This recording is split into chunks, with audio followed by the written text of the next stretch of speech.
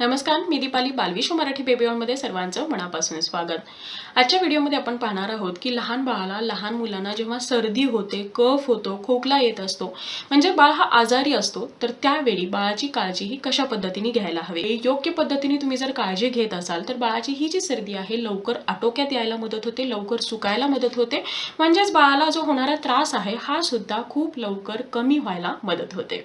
तर चला फटाफट आपला आजचा व्हिडिओ सुरुवात करूया। 6 महिन्यापेक्षा लहान बाळापासून जे बाळ नवजात आहे किंवा जे बाळ फक्त आणि फक्त आईचं दूध पितं आहे, जेव्हा बाळाला सर्दी होते तर त्यावेळी बाळासाठी सगळ्यात पहिलं आणि सगळ्यात बेस्ट मेडिसिन कोणतं असेल तर ते आहे आईचं दूध।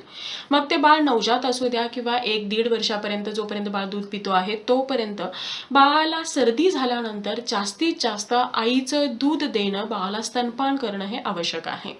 यामुळे खूप सारे फायदे होतात। एक म्हणजे एकतर बाळाच्या शरीरामधली जी पाण्याची पातळी आहे ही मेंटेन राहते, ज्यामुळे बाळाची सर्दी लवकर सुकायला मदत होते। दुसरी गोष्ट म्हणजे बाळाचं पोट ही व्यवस्थित भरतं, बाळाची झोप छान होते, त्यामुळे ही सर्दीपासून जो आराम आहे किंवा सर्दीपासून लवकर सुटका व्हायला मदत होते। आईच्या दुधामध्ये खूप सारे अँटीबॉडीज असतात, ज्यामुळे बाळाची रोगप्रतिकारक शक्ती वाढते आणि ही जी झालेली सर्दी आहे यामधून बाळ लवकर रिकवर होण्यासाठी सुद्धा फायदा होतो। आणि म्हणून या दरम्यान बाळाला जास्तीत जास्त आईचं दूध देणं आवश्यक आहे। पण बऱ्याच वेळा काय होतं की जेव्हा बाळाला सर्दी होते तेव्हा एकतर बाळाच्या छातीमध्ये भरपूर असा कफ झालेला असतो, बाळाला खोकला येत असतो, बाळाचं नाक बंद झालेलं असतं, घशामध्ये खवखवत असतं आणि अशा दरम्यान बाळाला ब्रेस्ट फीडिंग करणं थोडंसं अवघड जातं। बाळ हा थोडा वेळ ब्रेस्ट फीडिंग करतो, लगेच सोडून देतो किंवा परत ब्रेस्ट फीडिंग करण्यासाठी नकार देतो। तर यावेळी एक गोष्ट तुम्हाला करायची आहे, जेव्हा तुम्ही बाळाला ब्रेस्ट फीडिंगला घेणार आहात तर त्या अगोदर बाळाला वाफ द्यायची आहे। मग ही वाफ तुम्ही पाण्याची देऊ शकता, ओव्याची देऊ शकता किंवा ओवा आणि लसूण दोन्ही मिळून एकत्र दिली तरीही उत्तम आहे, किंवा तुमच्याकडे स्टीमर असेल तर त्यामध्ये थोडंसं विक्स वेपर बेबींसाठी जे बनलं जातं ते थोडंसं तुम्ही बाळाला लावून त्याने ते वाफ देऊ शकता, किंवा तुमच्याकडे नॅब्युलायझर असेल तर त्याचाही वापर करू शकता। बाळाचं नाक पटकन मोकळं व्हावं यासाठी तुम्हाला मेडिकलमध्ये एक सलाईन स्प्रे मिळतो, जसं हा सी वॉटर नॅसल स्प्रे आहे। या पद्धतीचा जो स्प्रे आहे हा स्प्रे सुद्धा तुमच्याकडे नेहमी असायला हवा। हा स्प्रे जर तुमच्याकडे नसेल तरी सुद्धा तुम्ही घरामध्ये सुद्धा हा बनवू शकता। हे बनवण्यासाठी तुम्हाला 1 ग्लास पाण्यामध्ये अर्धा चमचा ते पाऊण चमचा असं मीठ टाकायचं आहे, ते छानपणे मिक्स करायचं आहे। हे पाणी थोडंसं खूप थंड असू नये, म्हणजे नॉर्मल टेम्परेचरचं पाणी असावं आणि या पाण्याचे 2-2 थेंब जर तुम्ही बाळाच्या दोन्ही नाकपुड्यामध्ये टाकले तर बाळाचं जे नाक आहे हे लवकर मोकळं व्हायला मदत होते।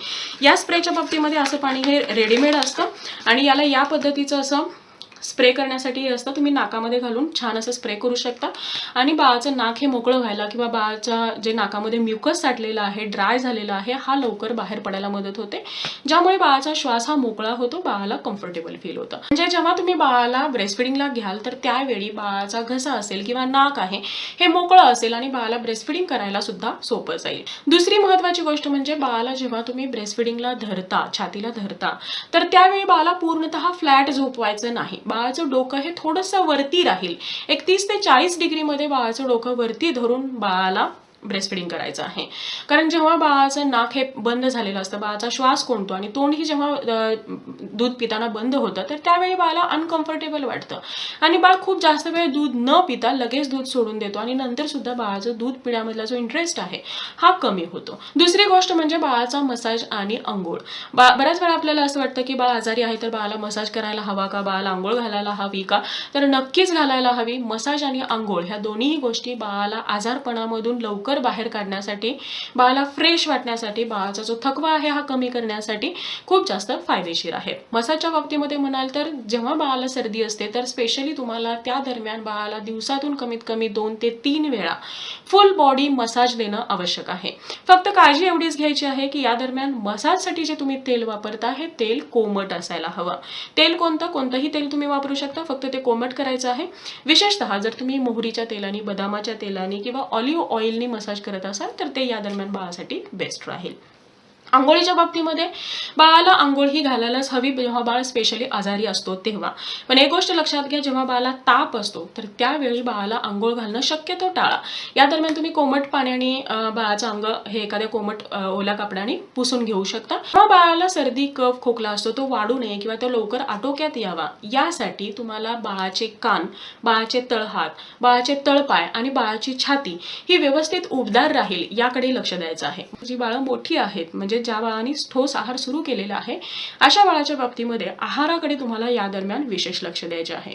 कोणतेही थंड पदार्थ येणार नाहीत किंवा जे नॅचरली थंडावा देणारे असे पदार्थ आहेत, दही आहे, केळी आहे किंवा आणखी जे थंड पदार्थ आहेत असे थंड पदार्थ बाळाच्या आहारामध्ये येणार नाहीत याकडे तुम्हाला लक्ष द्यायचं आहे.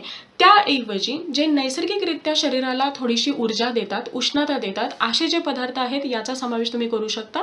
ज्या बाळाने नुकतंच सॉलिड सुरू केलेलं आहे त्या बाळाच्या बाबतीमध्ये बाळ हा सॉलिड खायला या दरम्यान नकार देतो. कारण एकतर बाळाच्या घशामध्ये खळखळत असतं, नाक बंद झालेलं असतं, बाळ इरिटेट झालेला असतो आणि या दरम्यान बाळ हा जास्तीत जास्त आईच्या दुधाची डिमांड करतो. त्यामुळे बाळाला ब्रेस्टफीडिंग तर करायचंच आहे, पण मोठ्या बाळाच्या बाबतीमध्ये फक्त आईच्या दुधावरती बाळाचं पोट भरणं शक्य नसतं आणि म्हणून या दरम्यान बाळाला सॉलिड फूड देण्याऐवजी थोडंसं लिक्विड फॉर्ममध्ये किंवा सेमी सॉलिड जर तुम्ही आहार देत असाल तर बाळ हा व्यवस्थित खाईल. मूग डाळीची खिचडी, मूग डाळ, तांदूळ किंवा आणखी भाज्या घालून केलेली खिचडी ही बाळासाठी उत्तम आहे. सूप म्हणाल तर तुम्ही टोमॅटोचं सूप देऊ शकता. चिकनचं सूप बेस्ट आहे सर्दीवरती. थोडेसे खडे मसाले टाकून चिकनचं सूप तुम्ही देऊ शकता किंवा आणखी कॉर्नचा सूप देऊ शकता, मिक्स भाज्यांचा सूप देऊ शकता, मूग डाळीचा सूप देऊ शकता. तर खूप सारे सूपांचे प्रकार देखील तुम्ही बाळाला या दरम्यान देऊ शकता. ड्रायफ्रुट्स बाळाच्या आहारामध्ये असायला हवं. दूध जर तुम्ही देत असाल तर त्यामध्ये थोडीशी हळद आणि थोडंसं जायफळ घालून बाळाला जर दिलं तर बाळासाठी ते सुद्धा बेस्ट राहील. जी आई ब्रेस्टफीडिंग करते आहे त्या आईच्या आहारामध्ये सुद्धा या दरम्यान अशा ज्या मसाल्यांचा समावेश यायला हवा. विशेषतः लवंग आहे, दालचिनी आहे किंवा जे काळी मिरी आहे याचा समावेश हा असायला हवा. लसूण आहे, अद्रक आहे किंवा हळद आहे. हा जर आई तिच्या आहारामध्ये घेत असेल तर ते ऑटोमॅटिकली बाळाला फिल्टर होऊन आईच्या दुधामार्फत मिळतं, ज्यामुळे बाळाची रोगप्रतिकारक शक्ती वाढते आणि सर्दी कमी यायला मदत होते. त्याचबरोबर बाळ जर गार्गल करू शकत असेल, थोड्याशा कोमट पाण्यामध्ये थोडंसं मीठ टाकून त्याने गुळण्या करायला सुद्धा बाळाला लावू शकता. महिन्यापेक्षा मोठ्या बाळाला ऑलरेडी आपण पाणी द्यायला सुरुवात केलेली असते आणि अशा दरम्यान बाळाला जास्तीत जास्त कोमट पाणी देणं किंवा लिक्विड डाएट देणं हे आवश्यक आहे. यामुळे काय होईल की बाळाच्या शरीरामधली जी पाण्याची पातळी आहे ही नियंत्रित राखली जाईल. जेव्हा शरीरामध्ये भरपूर प्रमाणामध्ये पाणी असतं तर त्यावेळी ही जी सर्दी आहे ही लवकर सुकायला मदत होते, लवकर कमी यायला मदत होते. योग्य त्या वेळेमध्ये योग्य ते उपचार, पूरक आणि ताजा आहार, पुरेशी झोप आणि आराम मुलांना आजारातून लवकर बरं करण्यास खूप जास्त गरजेचे असते. सो आय होप आजचा व्हिडिओ तुम्हाला आवडला असेल आणि हेल्पफुल ठरला असेल. Thank you so much for watching. Bye. See you soon with new topic.